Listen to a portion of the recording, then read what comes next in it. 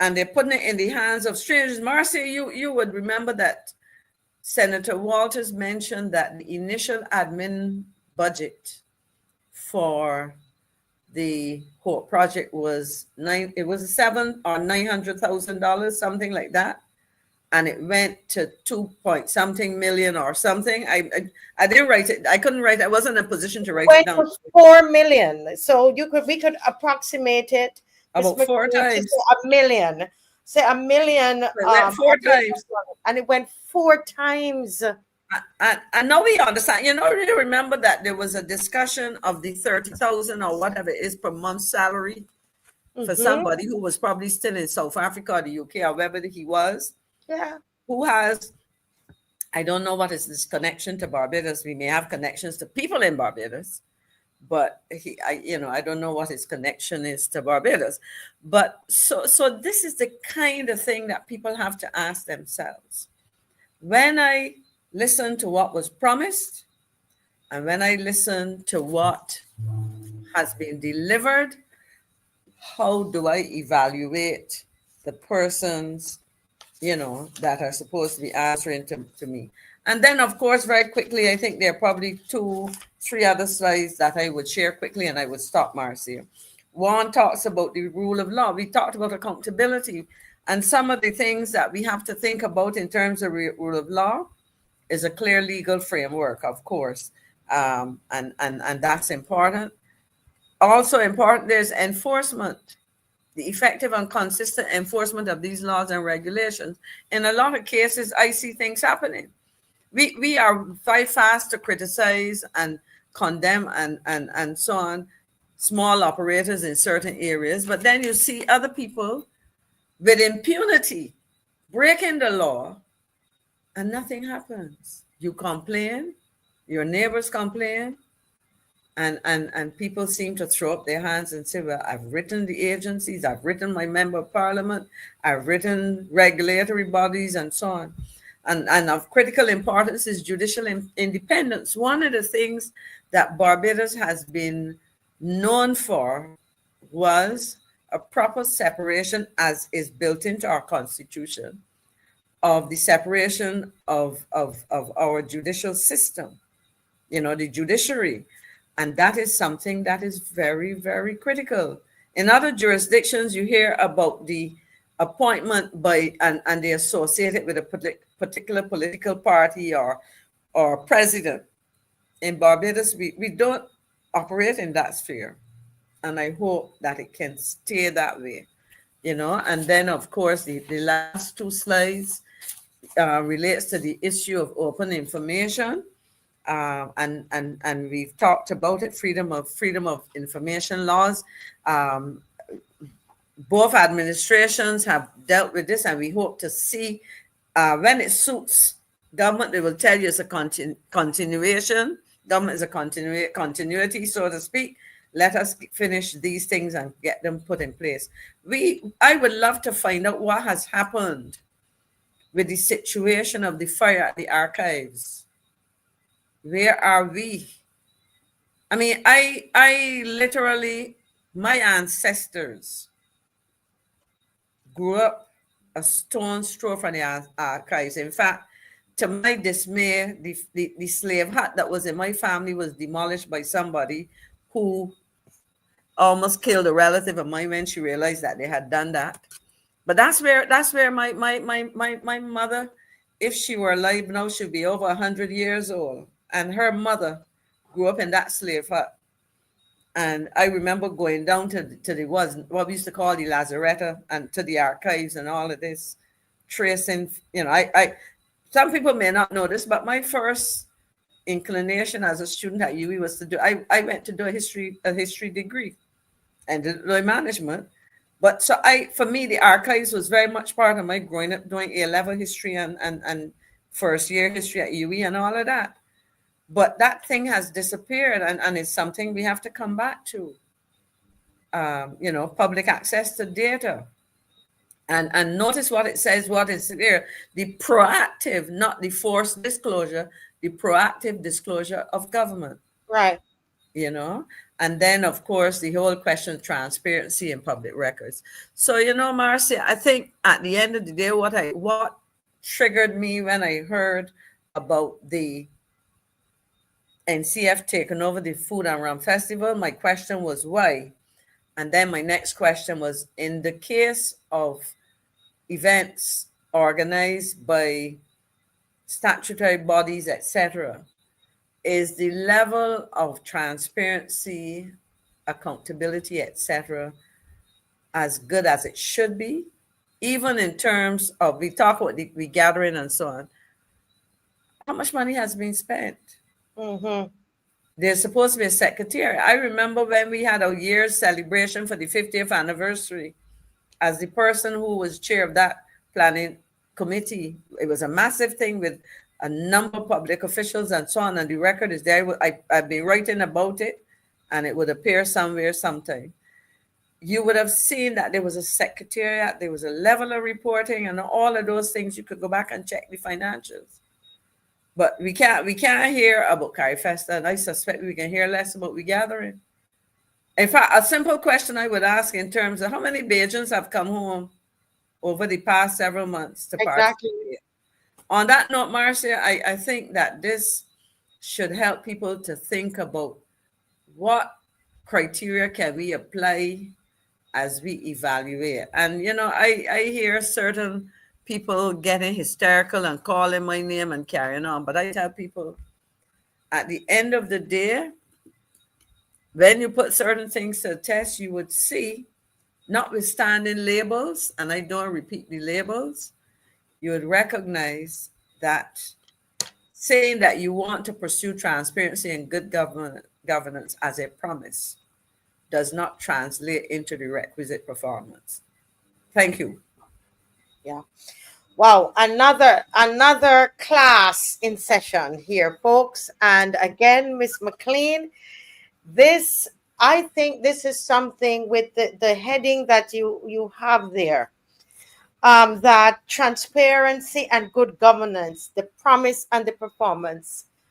As you said, you just introduced this, because if you would, you're you're my senior, not much, but you're my senior. But I don't want to give you homework. I don't want to give you homework, but especially when I hear how long you've been at UE. I said, oh Lord, I'm a child here. Listen, Miss McClean, I would love for you to take this and take us a couple weeks through this.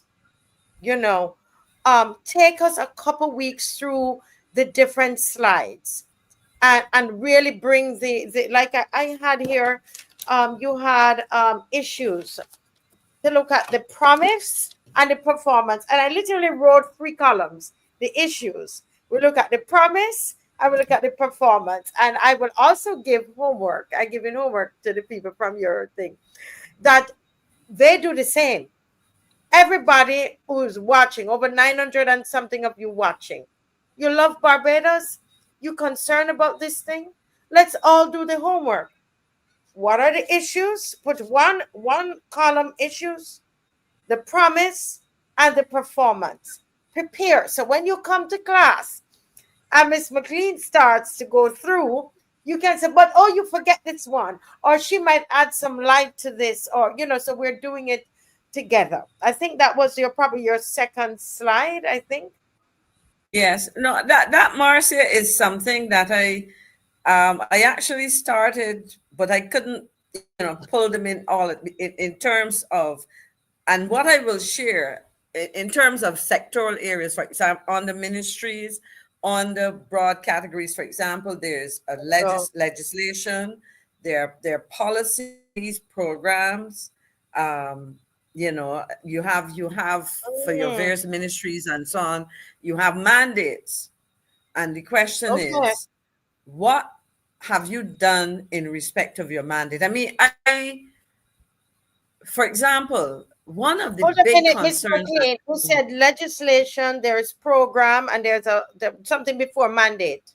Policies, programs, mandates of a ministry. A ministry has a certain mandate. A minister has under his or her portfolio. So if you think in terms of portfolios, Yes. portfolio is the ministry, then the ministry has certain a mandate or set of and that mandate generates a set of policies Right. translated Yes. into programs, and how are these things achieved. And you look at the budgets, you look at, for example, agriculture. I mean, I talked about the sugar industry. We talk about diversification of the economy. We have seen borrowing. The previous administration did not borrow a lot of money internationally, right? A lot of the funds that would have been borrowed through bonds and so on, local market. The ability to service local debt is much easier. You have to earn foreign exchange to pay back the loans that you got from the IMF, from CAF, from the Saudis, from whoever. What evidence is there that we have grown this economy beyond what it was in 2017, 2018, not only in terms of dollar value, but in terms of diversified commercial activity? Agriculture, we've heard a lot of talk about, I mean, we heard the minister talk about how many black belly sheep they were going to have here, but then the sheep went to Marcia, we up picture the sheep gone. Well, as you mentioned sheep there was a minister who said he was ravished by a sheep. I don't know if it's a black belly or what it is. In fact, we were going to play that. I don't know how I missed that, but I've been so busy. I missed that. I heard it live. Yeah, you heard it live. But hold a minute, Live. Ms. McClean. Let me just remind people, because I made some promises. I want to make sure I keep my promise. Made some promises that we were going to open the line for you to call in.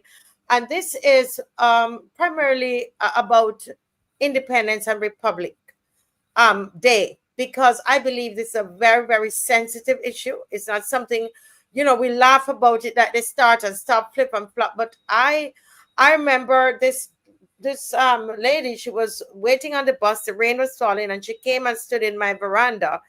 And Miss McClean, she was so confused. She was really genuinely, and she's a big supporter of the BLP party, but she was genuinely a mature woman, confused. She didn't know what to celebrate. She said, I don't understand. What am I supposed to celebrate? And the rain is falling, and I listened to her. I let her talk. And you could hear the confusion in this woman's voice. And this is something I think the psychologists and so on need to look at. Because when people have been celebrating, you understand what it is to celebrate something from your child, and then you're told that you're not going to do it, and then they do nothing. Independence will come and there's nothing, and then all of a sudden we're going to celebrate it now. And then what are we doing to the psyche of the Barbadian people? And so I wanted people to citizens to call in, viewers. The number is there. If this concerns you, and you're still uncertain about what is truly going to happen to Independence Day, is it really gone for is Republic Day really gone forever and we're only doing independence, or is that because we have elections coming up in 15 months? What is it really? And will they come back? Because the Prime Minister did say this is something that she's going to go back to. Remember, she said that we are going to have this discussion. She said that about 3 years ago, that that she's not, basically what we understood from that is that we're not going to let go of Republic Day. We want to do this thing. So will that be something that is going to be brought back into the discussion after elections? You see what I'm saying? So I would love to hear from Barbadians. We've been talking all night. So Barbadians, we need you to call in. Go ahead, Miss McClean. No, I will comment on this because I'm a child of independence. I went to secondary school the year Barbados became independent. So in September, I was leaving St. Stephen's to go to secondary school. And in November, we were celebrating. And I remember all the build up to that then and later.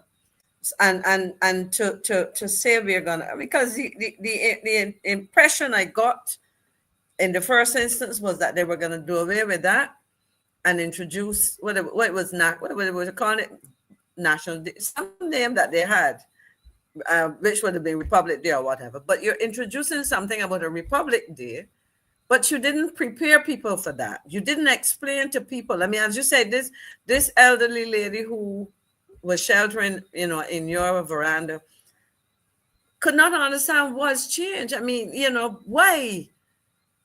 Was the significance of that? So what are we supposed to do with the fact that we were independent and this was an important big step? It is messing with people's minds. Oh, this is the sheep speech. You're muted, Marcia. Yeah. So somebody reminded me, thank you so much, that it was National Day. Thank you. That was what it was going to be. National Day, right. Right. Thank you very much, Tyrone. Thank you for keeping us, accurate here on the show. Folks, this is your time. We only have what's that, 10 minutes, 11 minutes, and nobody's calling in. Okay. All right, so let's have a little fun then before we go. I'll continue this whole thing of independence because I believe this is something that we really need to look at.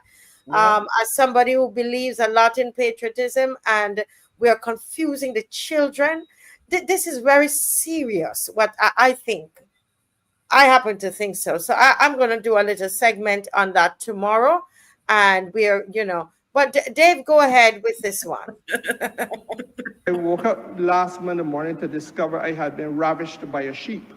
Mr. Speaker, sir, a measure of abuse unheard of in the peaceful environs of my constituency. It is possible, sir, to hear.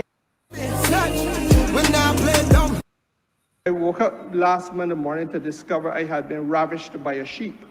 Mr. Speaker, sir, a measure of abuse unheard of in the peaceful environs of my constituency. It is possible, sir, to hate the Prime Minister more than you love your country. It is possible to hate the Prime Minister more than you love your country. Maybe I should begin in the hope that the government will apologize to the people of Barbados for the last 2 hours. And secondly, that for myself, I blame the deceased former expelled leader of the Barbados Labour Party for what this Parliament and this country heard over the last 2 hours. Now, Your Honour, I normally make notes in my duty to respond to bills that are piloted in this place. I think it was after an hour and a half, over which I failed to be able to record anything that was said. And I confess that I recorded my first note from the speech after that hour and one half.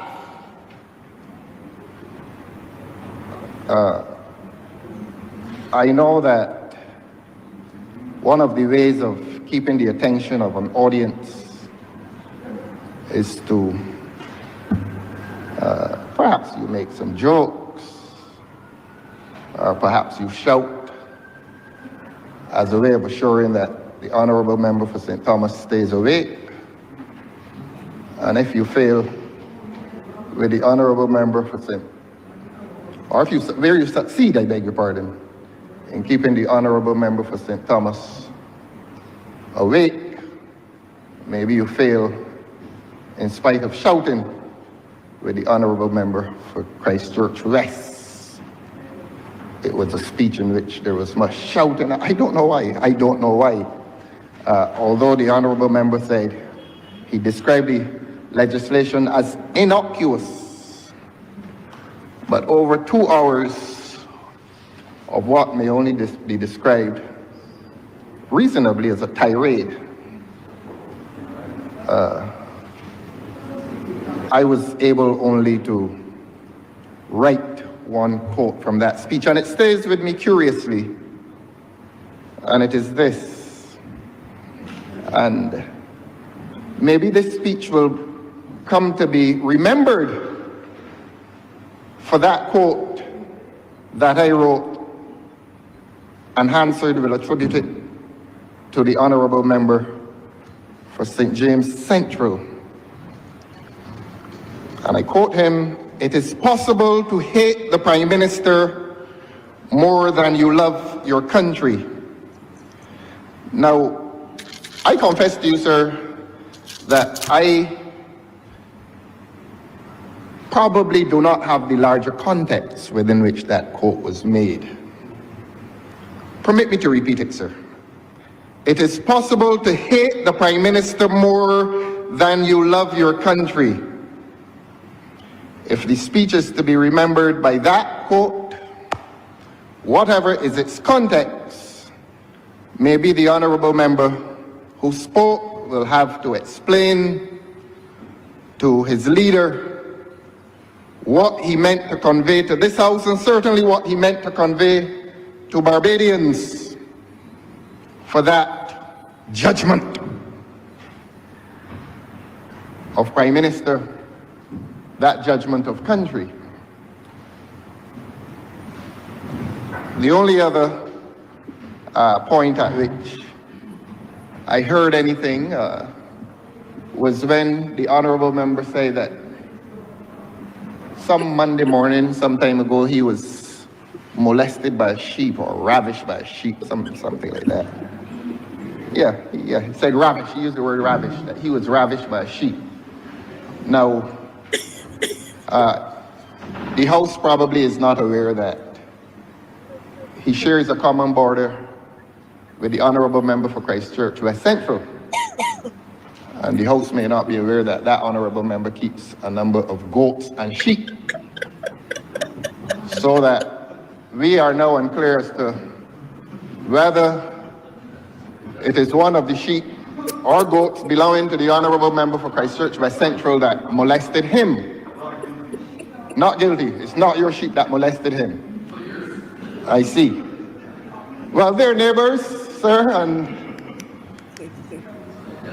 it was at that point that the House came to life when he confessed as to this molestation by a sheep. And since he confesses to having been molested by a sheep, I assume that he came out worse.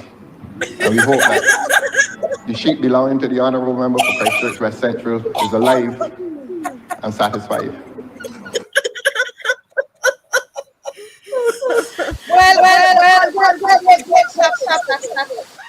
Well, I take it to the back there because I am into I like to investigate things, Miss McClean. So loyal opposition. The truth is this: when I heard about the sheep, I decided that I need to have a word. This whole story, I said we've got to find this sheep.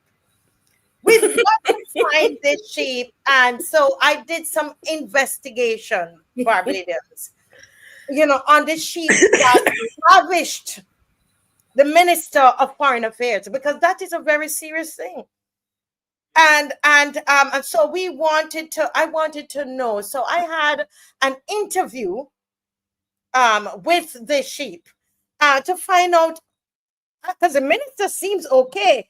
I want to know from the sheep what happened, and if the sheep is okay. What happened to the sheep? Because the minister seemed fine, but he is the one with those allegations against the sheep.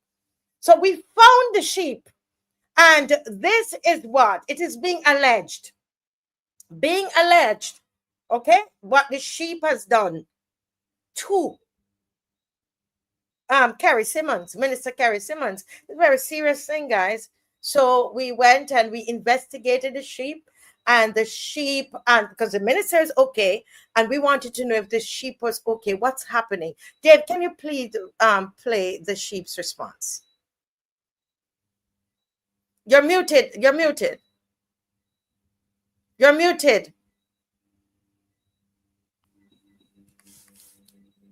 Take it back. Take it back.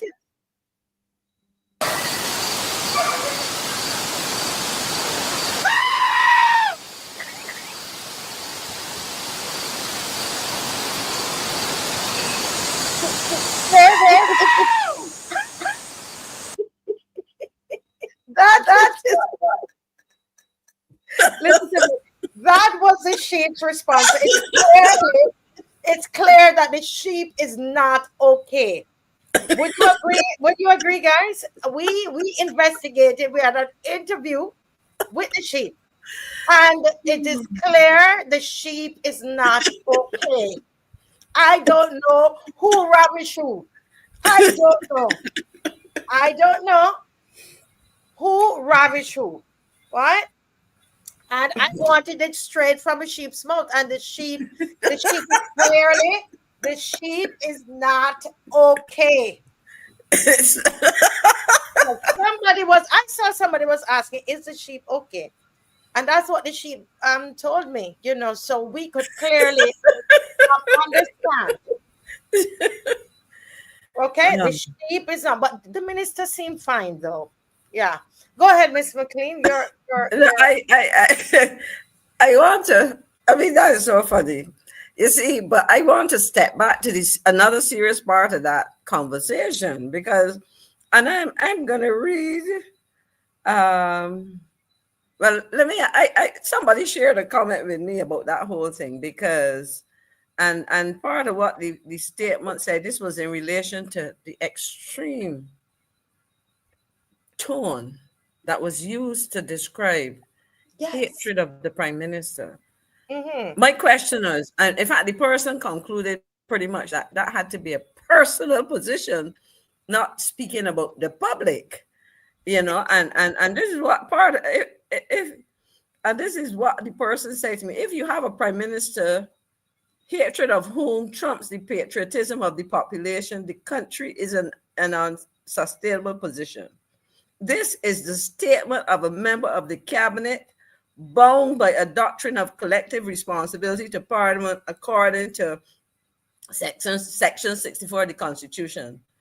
Better than that, it expresses how, this is what the person said, this is an opinion, how Carrie Simmons has always felt about Mia Mottley, even when she was leading the opposition. And the body went on to suggest, not my words, I'm just quoting what was said to me, sent to me in a note, he hates her more intensely than he loves his country. This is a serious thing. Because in all seriousness, I was watching Parliament on that occasion. And I was like, that's not reporting or sharing an opinion. That came across as almost like a personal conviction. Yes. And the way there was venom in his voice. And hate, and he go, I'm looking at the statement, and it is possible to hate the PM more than you love your country. What he says, it is, anybody can explain. Anybody can explain. Let me have the viewers give some thoughts on that. It is possible to hate the PM more. Hate the PM more than you love your country. I don't know. Somebody wrote, Dave, what's that? Somebody wrote and said, I wonder if Carrie Simmons realized the full implications of what he said. Exactly. Not he repeated the statement with great emphasis. And the person concluded, he is Mottley's enemy. No, but there was as I said, it was a venom. If you listen to it and it was repeated and the repetition was like, and the body language, watch it again. Watch it. Go ahead, Dave. It is possible, sir, to hate the prime minister more than you love your country. It is possible to hate hate the Prime Minister more than you love your country. Maybe I Really?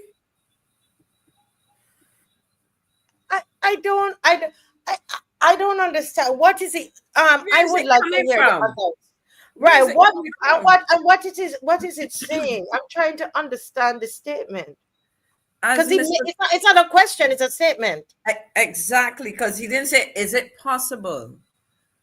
As Mr. Thorne said, he didn't know the full context, but I'm saying I'm listening to a comment in Parliament, and I don't know, it's just that's wait, I said that come from left field or somewhere in the outer Somebody's banks or the deeper depths of the Atlantic Ocean or something. Somebody says, you mean Kerry is now saying it out loud? Took him years. No, it just, there are moments. Well, in another situation, you may describe something as a Freudian slip. That wasn't a slip. That was an expression that came from the depths of your guts. And I don't know if I had to describe somebody. Well, anyway, the public, it'd be interesting to hear how people respond to that. But yeah, it is somebody, well, somebody, they're commenting, so let me read some of the comments. Someone says here, the hatred towards the PM is so strong that it offsets any love for country. The hatred for the PM. Okay, so is that what he's trying to say there? So I think what this person is saying is that this person is saying, but you can't, your hatred is so great that it surpasses even what is supposed to be a great love, the love of your country. This is something, if it were a line in a song, would be subject to lyrical interpretations. Interpretation, yeah. I believe, someone says, I believe Kerry is being rhetorical and not personal. But there's just some weird thing about the way he expressed it that made you wonder where it was coming from. I don't know. I mean, well,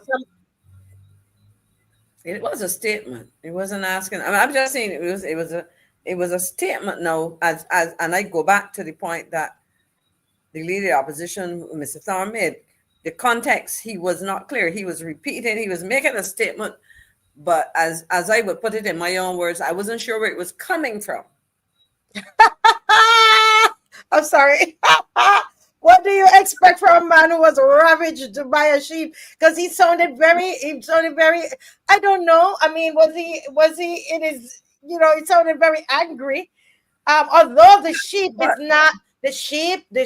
is not agreeing with who was ravaged. But Marcia, it takes me back to ask another question. Why did he introduce this thing about being ravished by a sheep? Molested? I don't know. I mean, sometimes people try. Well, I will take it at what he said. As I said, I heard him live saying it, and it was kind of like, what is going on? But somebody said, maybe you can invite Mr. Simmons to come and explain to the public. No, I'm going to go back to the sheep. The sheep somebody said the sheep traumatized that man. a lot, got he talking dribble. Because he confused his head. Somebody confused somebody's head there. I don't understand.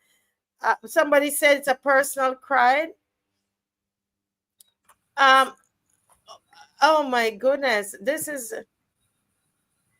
no context. Well, I don't understand what is he talking about. No, the person is saying there was no context. In other words, it came out. Again, as I said, I was listening, and then he made this statement. And if I say to myself, I have to go back and listen to see if I could figure out what prompted that. So he can help us. I'm sorry.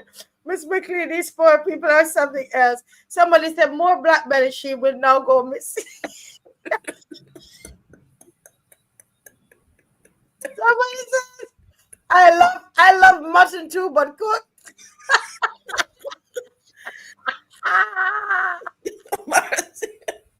I'm listen, you know, I was saying to myself the other day, there's so many serious things going on in this world. He has given fodder for the entire election because I am going to constantly have an interview with this sheep. Do we know who's actually the sheep? Yeah, listen to me. We're going to hear from this sheep because I think this sheep feels accused because Listen, if they would play back the response of the sheep, and you will see who are we going to believe was ravaged. Who was ravaged? Who are we going to believe? They play, and let's hear the sheep. they should have leave the sheep in Barbados.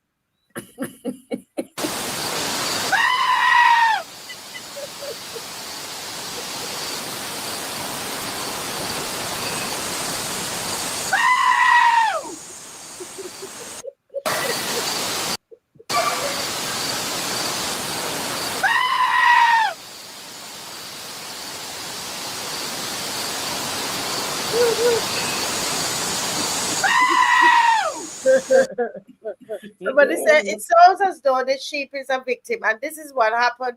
You know, when you don't hear one side of when you only hear one side of a story, now you hear the sheep. It makes you wonder who is the victim here. Somebody said they think that the sheep is a victim, but anyway, guys, sometimes you just have to laugh. I don't know what these people drinking. Yeah, it's very weird. It's very weird. Yeah. And yeah, Mr. Thorne was saying he was trying to take notes, but it was 2 hours of pointless dribble. Oh, Lord of mercy. Somebody said the sheep is like a sound of cry for help. And that's what I gathered when I interviewed the sheep. Really. That's what I gathered. You know, that this sheep is really being accused, and he thinks wrongfully so. So yeah, but anyway, guys, let's close. We went over 10 past 10 laughing here, but he's not going to live this one down. He's not going to live it down, because I'm telling you, we're going to have conversations with that sheep. Yeah. All right, Miss McClean, a close off for us before we go tonight.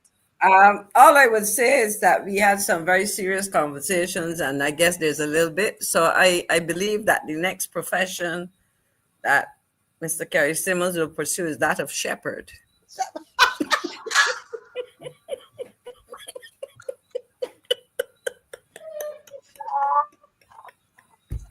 Deb is popping up in the back.